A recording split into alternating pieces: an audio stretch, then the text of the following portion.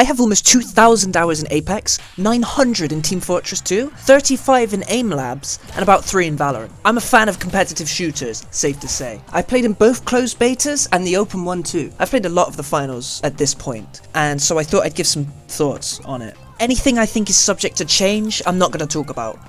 The name. The name is kind of fucking stupid. Whenever I search Google for the finals, Google thinks I'm talking about my fucking exams, like I need help or something. And maybe that would change with time as the finals becomes more popular, but then the people taking their exams, they're gonna be the ones that are annoyed. So the name's just terrible really, it's just a lose-lose situation for everyone. Anus movement.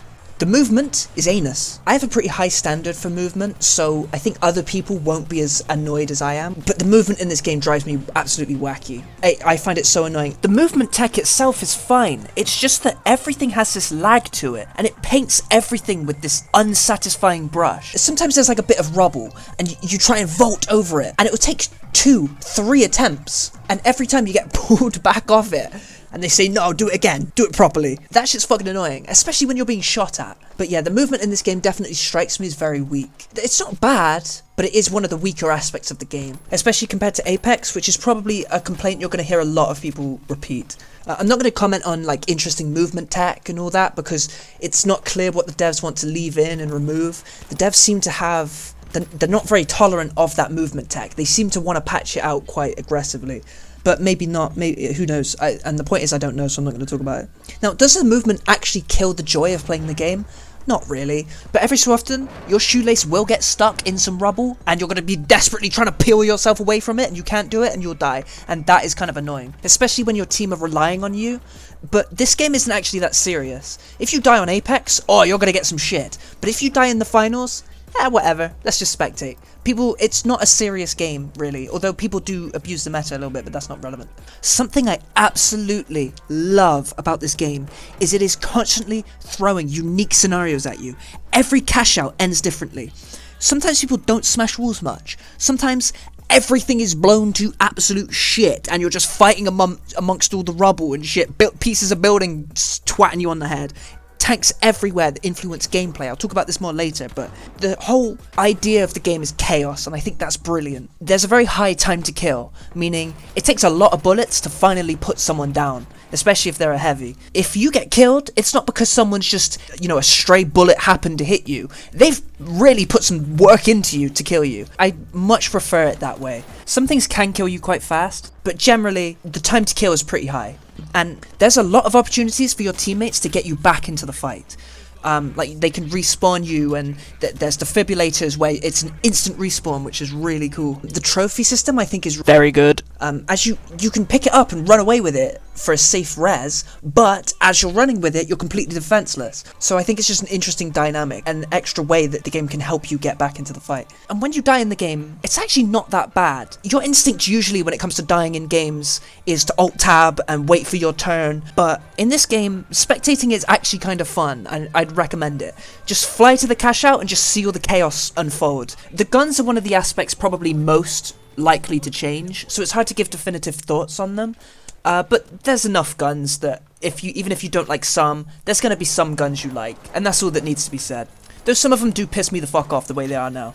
In my opinion, it would have been better to have predefined characters like in Overwatch. Think of other popular games: Tracer, Pathfinder, Blue Hair, Jinx.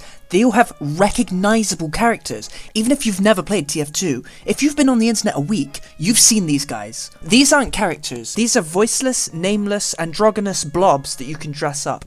And no, the egg doesn't fucking count. Nobody's gonna be posting the egg going, oh man, I love this guy. It lacks shit postability, which I think is actually very important. The maps are pretty great. It's hard to hate an entire map, because each map has a ton of different little scenarios you can be involved in. Some cash outs are in the middle of nowhere, and you have to build your own cover. Giant fucking buildings, obviously you can destroy the buildings if you don't like them. Every map has places I like, and also places I don't really like. But there's no map, I hate every inch of this fucking map, because it's so varied. Even in the map design, they've considered this constant change, this chaos. AI voices. I didn't notice. The setting.